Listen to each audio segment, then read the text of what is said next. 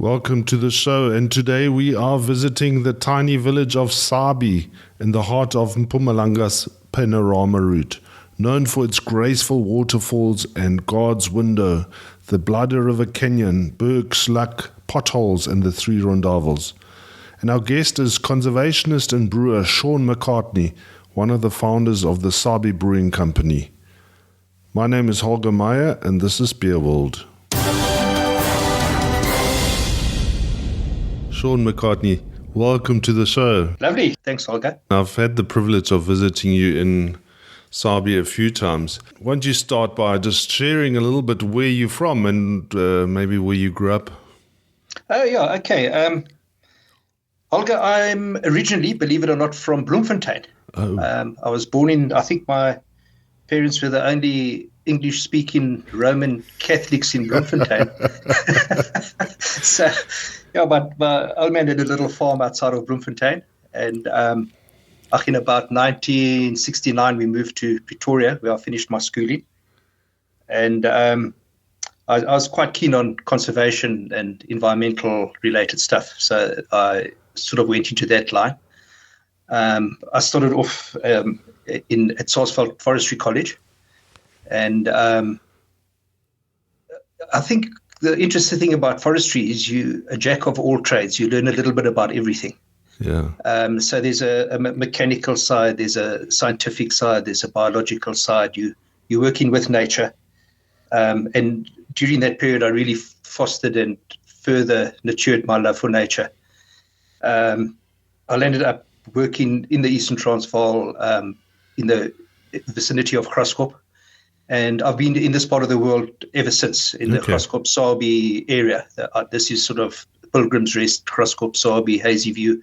And of course, I love the Lowveld because it's got the bushveld down there. Yeah.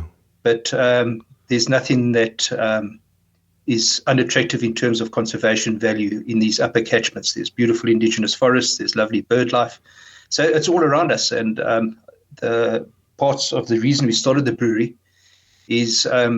firstly, we couldn't get decent craft beer in Mpumalanga. We had to import the stuff from Cape Town, and it's just crazy to think that 99% of what you have is water. Yeah, and you got to ship it. And the Cape is water stressed, and the water quality compared to these upper catchments here is and with the realization. And I've got 35 years of water chemistry data on the Vertroosting's tributary of the Sabie, which is the tributary that feeds the Sabie town.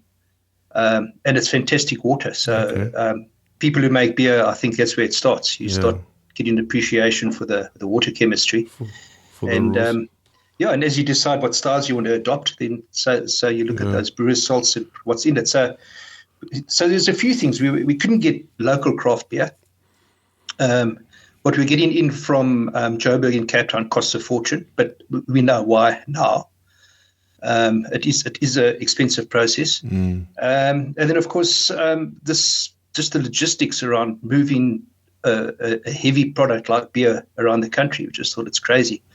So four of us put some bucks in. And at the time, I was working on a game reserve called Valgevonden in Limpopo province as the CEO. I'd been in environmental management and eventually landed up as the general manager of the York Timbers Forestry Division.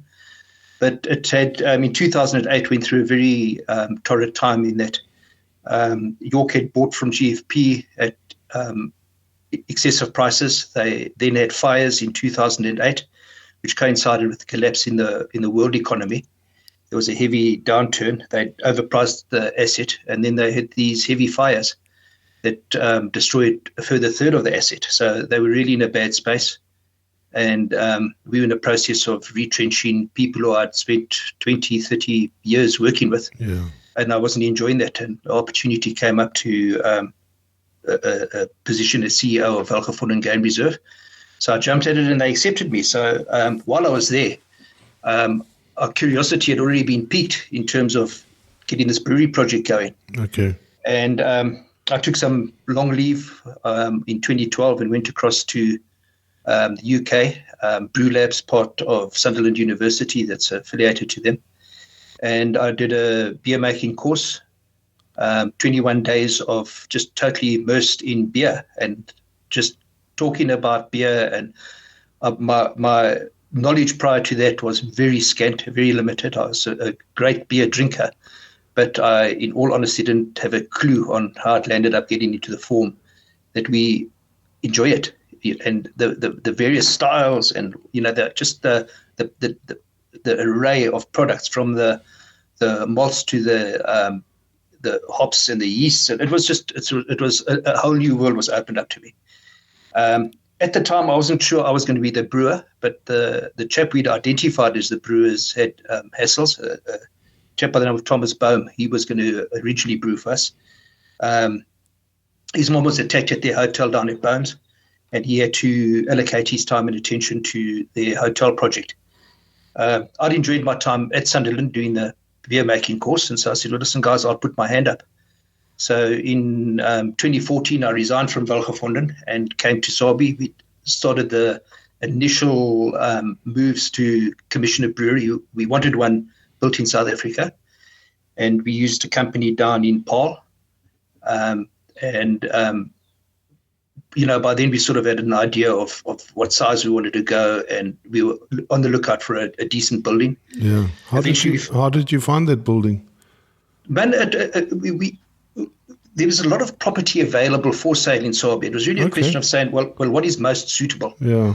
And this was the first brick and mortar building that was built in Sabie in 1921. And it was originally a trading store.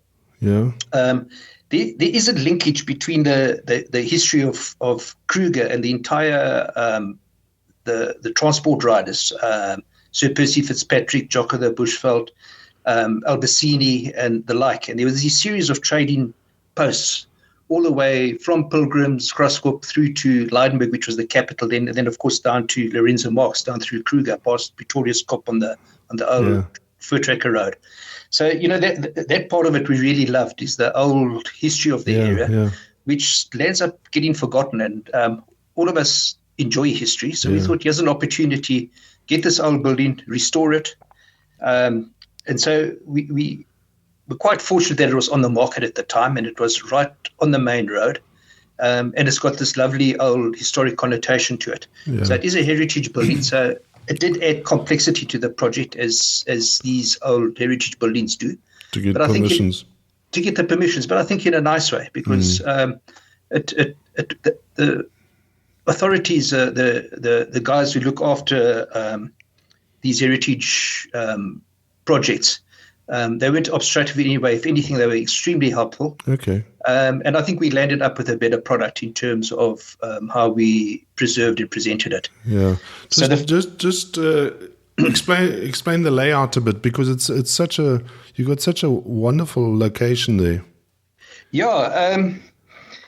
It's Sabie's, as you know, in the upper reaches of the Eastern Transvaal, kind of the Panorama route.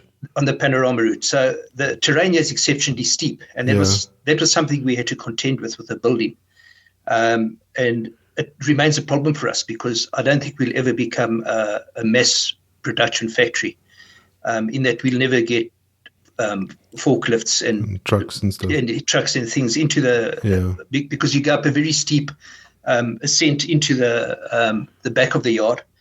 But these are things we had to consider at the time we commissioned the brewery, and we were the biggest we've gone are two of our conditioning tanks or uni tanks are 3,000 litre tanks, and just to get those into the building was a hell of a mission. The hot end of the brewery we had to actually drop through the roof. We couldn't fit it through the doors. So that's there, and it's there for good. It's not something that we could easily dismantle. It's doable, but we'd prefer not to, of course. And then, as is typical of these projects, the guys said, listen, if you guys are planning a 500-litre brewery, double it. Start at double of what you would have done. And it's fortunate we did that. And now, in hindsight, if we had looked just on the uni tanks, we've got 5 1,000-litre uni tanks and 2 2,000-litre uni tanks. That's the effective volume that they can ferment and condition. But the amount of space that the 2,000 litre tank takes up is proportionately so much less. You're not really occupying a lot more space. So we, if anything, should probably have gone for more 2,000 litre tanks, if not 3,000 litre tanks. Gone for bigger, because they don't occupy a hell of lots more space. It's slightly fatter, a little bit higher, but the sums behind it. It seems freaky, but you're getting double the volume. Obviously there is double the space, but it's not occupying. Clever people, these engineering guys will explain how that works. But when you look at volumes, you're getting a hell of a lot more bang for your buck on a bigger tank. So that's something we might have done differently. But in any event, of course, this is before COVID came along. So I was invited back to Welgevonden in 2017. They asked me if I'd do another 3-year stint. Just to help you through COVID, eh? I got there. The first thing that happened, we had a terrible bloody computer hack, these ransom hacks. And we deal with quite a lot of sensitive information in terms of rider security and things like that. So it was quite stressful. And it took 4 or 5 months. We decided we're not going to pay the ransom to try and sort things out. So, other people are sort of running your IT systems in the background. And you sort of, in many cases, we got the best forensic guys we could to try and sort the issue out, which they did sort out.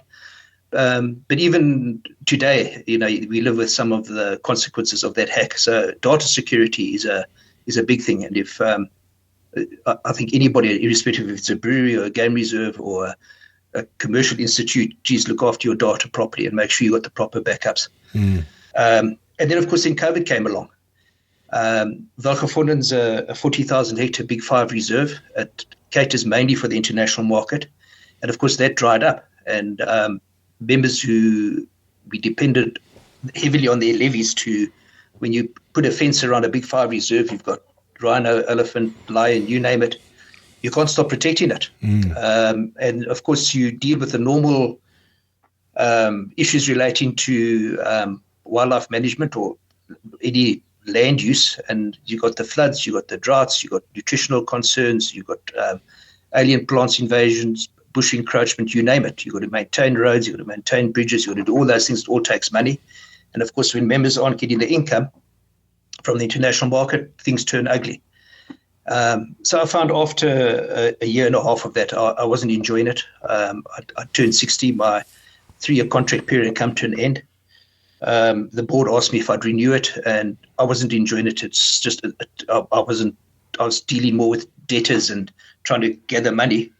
And if I really want to do that, I can do that back at the brewery. So I decided, well, let me at least go recover my own money rather than money that belongs to the members of Welgevonden.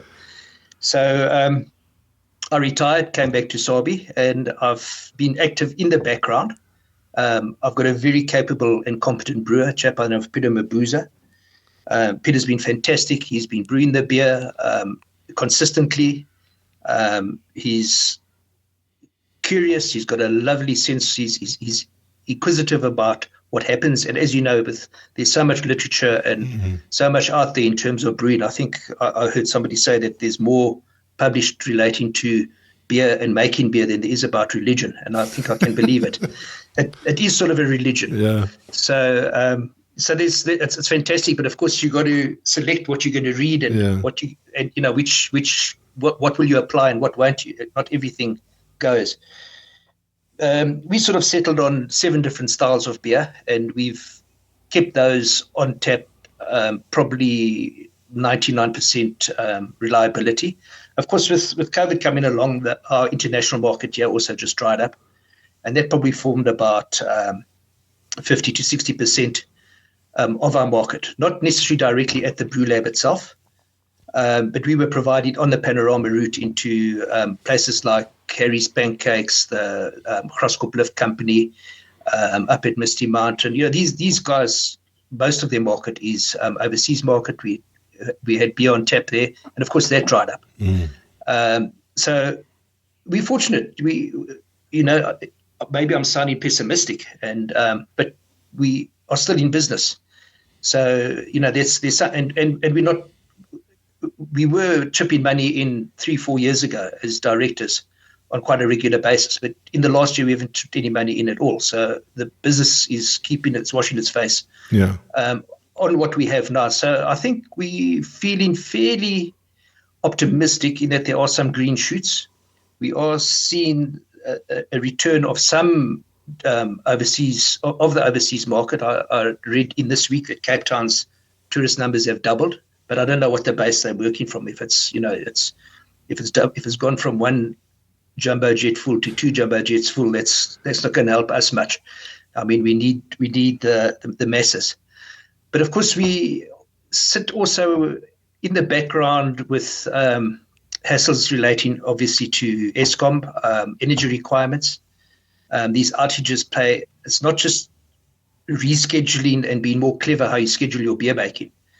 It's also the fact that with these outages and the surges that we get, it's played havoc on our chilling equipment. So we've probably spent on maintenance probably, I don't know, 30-40% more than we normally would have expected to have spent. I mean, we expect things to, the breweries, we started, our first beer was in November 2014 that we poured. And so, you expect after 7 or 8 years that things do start failing. Pumps start failing, fridges and the like. But we've always had quite a good maintenance program in place. So, we expect that with preventative maintenance, you extend the life of products. And we haven't seen that. We haven't seen the return on that investment. And, of course, Tabatwe, the municipality that we're in, is one of the biggest offenders in terms of not paying Eskom. So on top of the power outages we expect, and there's a court case, I think they might be hearing it today for Standerton, in terms of people who are paying their accounts but are being, in any event, penalised by the municipality. When it gets to a certain threshold, Eskom just cuts the guys off because they know they're not going to get the money. So depending on how that court case goes, we might have to deal with the normal Eskom-induced outages plus those that the municipality has a punitive measure against these municipalities that have been remiss. So that is definitely disconcerting. And then, of course, your other costs. We're quite concerned about what we hear out of Russia, Ukraine, the availability. I certainly don't think that our specialty malts originate from Russia or Ukraine, but it is going to affect other breweries elsewhere in Europe, and there will be a knock-on effect for us. There's no doubt. So we're quietly just watching how those events unfold. I think fortunately enough, we able to, as you know, get our normal SAB, our pale malts out of SAB, and so 80% of our malt is that pale malt, which comes at a good price. The quality is good. We've never really ever had hassle in terms of reliability of supply from that side.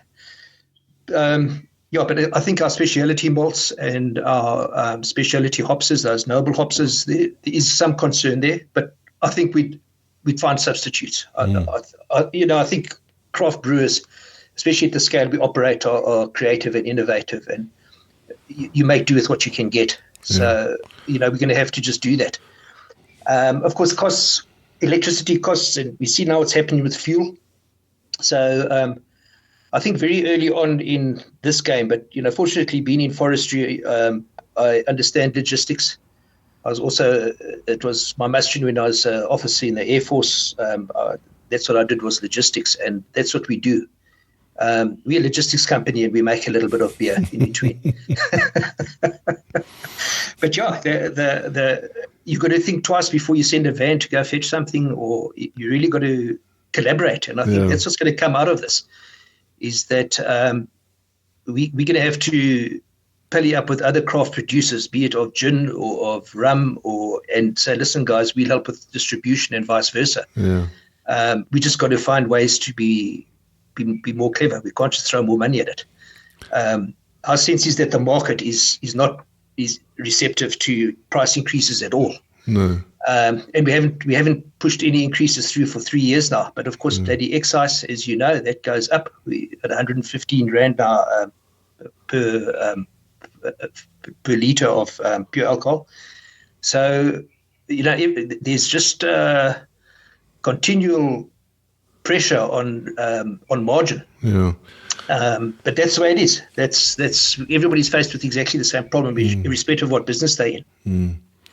Shaun, in the region that you operate in, what other breweries are still there, or what is happening in the scene there? Yeah, listen, Anvil Alehouse, Theo de Beer, as you know, Theo, he's retired, eh? He retired. He sold off the business to Christo. And they're still making nice beer. Dahlstrom.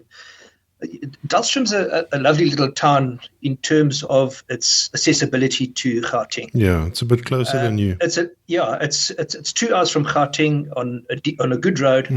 And so if you go through there on a weekend, the town is cooking. It's fantastic. Okay. So the domestic market, the guys normally would have gone skiing in Italy or they decided, well, bugger that, we're not going to not do anything. So they've been fly fishing in Dahlstrom. Yeah. So that's worked out very nicely. And those guys. There's also a new distillery in Dahlstrom. Oh, really? I didn't know about that. Yeah, okay.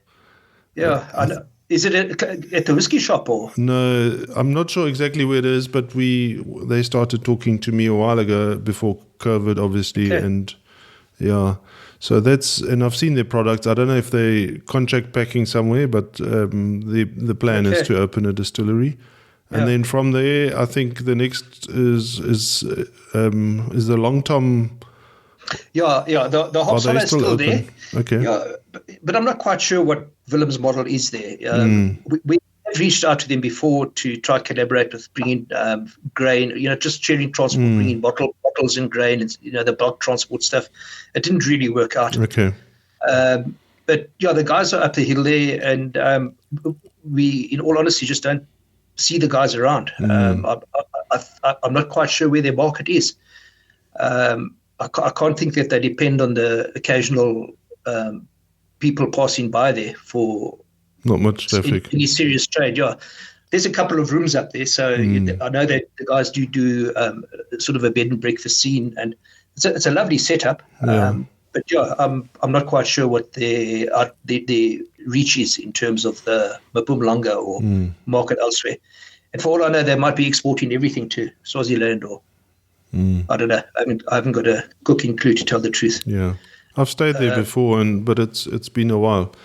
And obviously Nelspruit and White River is quite busy, but nothing happening on the brewing scene.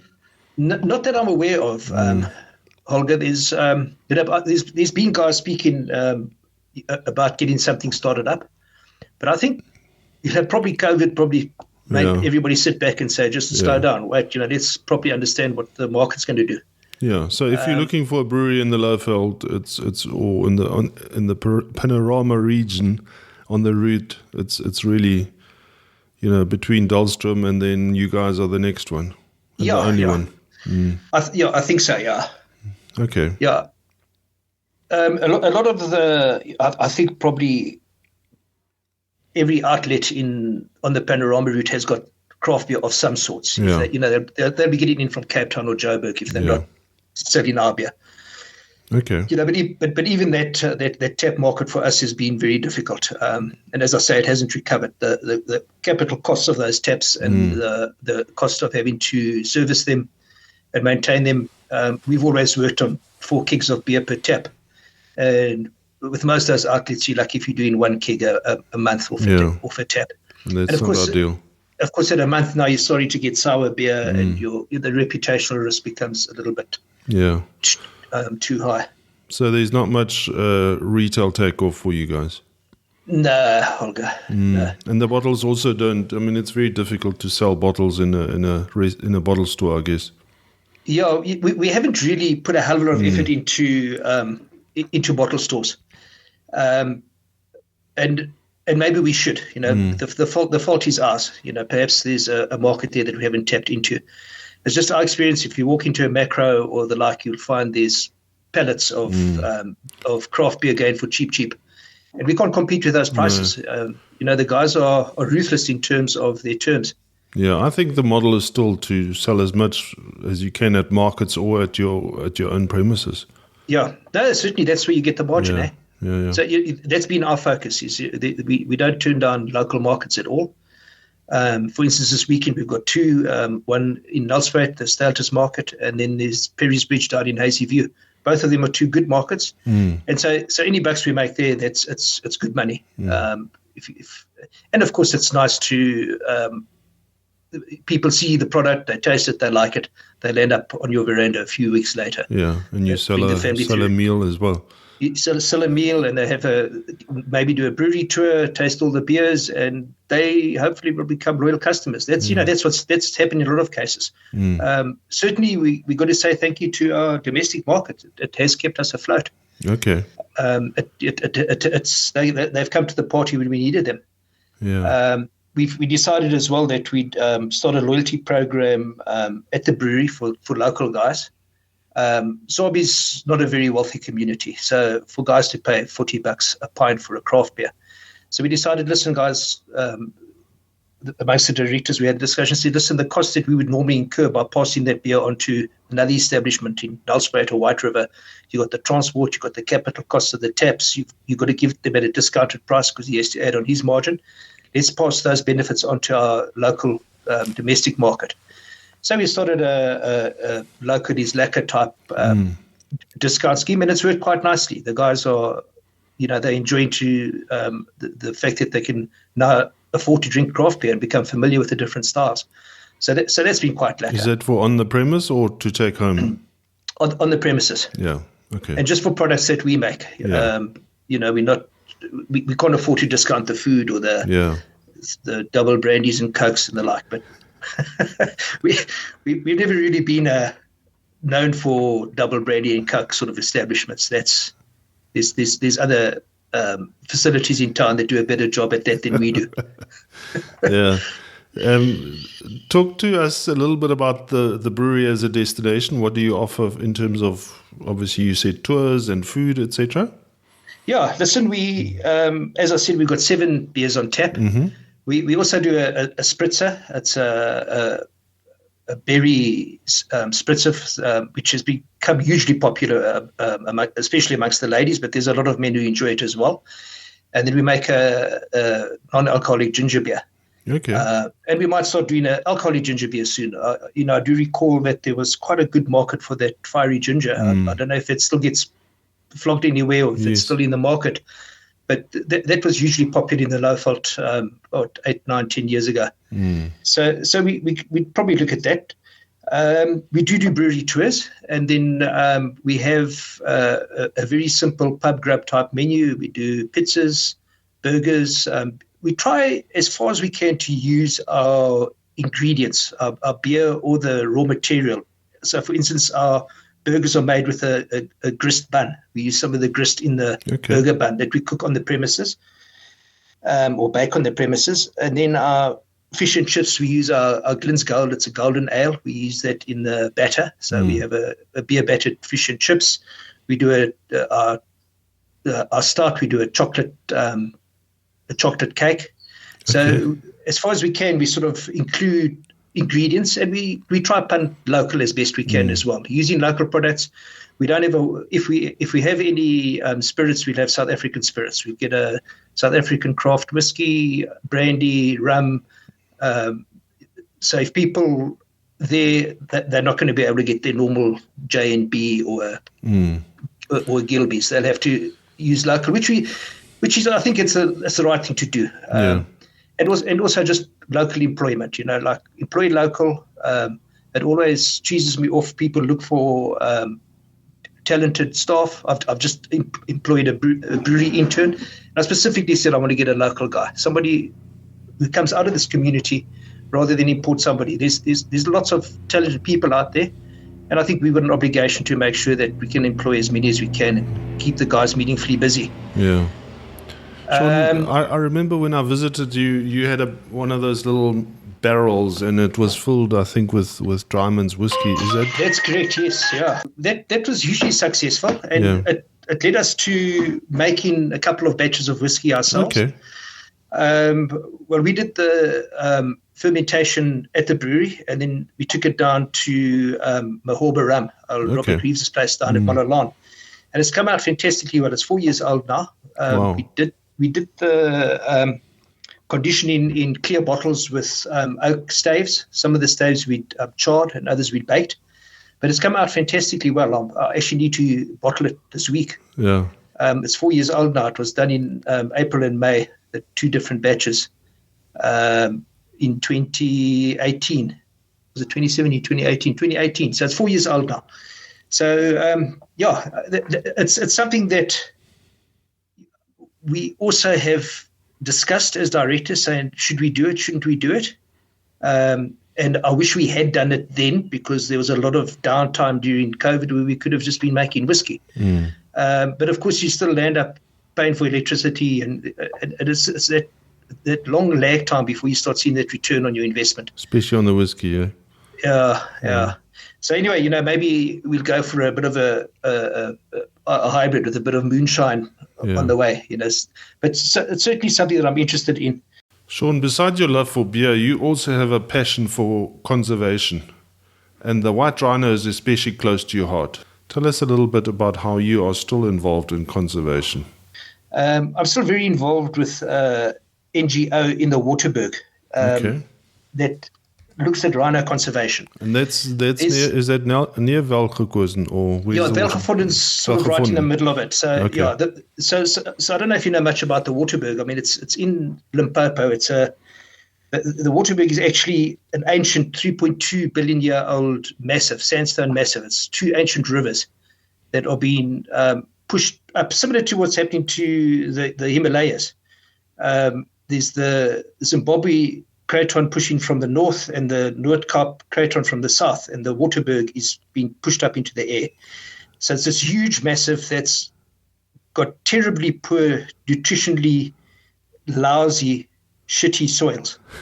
And however, it's fantastic for rhino, and specifically white rhino. White rhino are grazers. They maintain habitat in a short grass type system, which is very desirable. But the what we understand or think is going to happen is that if you want to see rhinos in the wild beyond 2030, it's going to probably be in the Waterberg. The Kruger's lost 75% of their rhinos in the last 10 years. It doesn't look like it's going to end soon. KZN, I don't know if you've been reading the press lately, they've lost 105 rhinos this year already. Their population's been decimated. So there's very few places in the country, other than our John Hume's rhino collection, which is on a 5,000 hectare farm, where rhino are being properly protected, and the Waterberg is one of them. So I'm very involved with the NGO there of establishing the stronghold, which requires putting in the license plate recognition cameras, control points, boom gates where vehicles are stopped, license registrations are scanned, licenses are scanned, and have crime intelligence people who properly interrogate the data that you're getting, people who are released on bail that don't pitch up for their court appearances, recovered firearms, vehicles that have been involved in other transgressions, and so it goes. So we build in we've already built it. It's a question of now taking it, reinforcing it, and expanding it. So I've been quite involved with that, and the jury's out in my own life personally if I want to go and do that on a more full-time basis, or if I'm going to stay and make beer, dabble around in the brewery, and make whiskey. Currently, under the current COVID conditions, the answer is no. The brewery can't afford an additional salary. If I walked into the brewery and said, listen, I'd have to sell 2,000 or 3,000 or 4,000 litres of beer to justify it. So, it's one of those decisions that it's a wait and see type of thing. Obviously, the rhino issue is very pressing. We can't wait too long. But I do have time on my hands to allocate to that project at the moment, so I'll continue with that. I've got a few rods in the fire, and I'll see which ones I can still hold on to if the fire doesn't go out. Yeah. Wonderful, Shaun, and it's been great catching up, and I really hope that we can send some people your way, people that listen to our stories here. Yeah, well, anybody who hears this, they're welcome to just look me up, and if the guys want to walk through the brewery or just sit and have a beer, they're most welcome to give me a shot. And I'm not always at the brewery, but I'm close by. You stay in the village, Ward. Okay. I stay in the village, yeah, so I'm close by. Yeah, I can't wait to get out again and to visit all the people again. Get back. You see, people's habits have changed, and we have to change them back again. People are not used to going out, and we've stopped trading in the evenings just because it just doesn't make any sense. Really? People don't go out at night time. There's too many potholes. And they've got used to entertaining themselves at home. That's what they've had to do for 3 years. So, I suppose money's tight. So, yeah. But anyway, as I said, our heads above water. We've got a lot to be thankful for. Yeah. We're still in business, and so that bodes well for the future. Yeah. Wonderful. Excellent, man. Thank you for listening to our stories here online. In the show notes, you will also find a link where you can subscribe to become part of our community and be notified when we upload our latest content.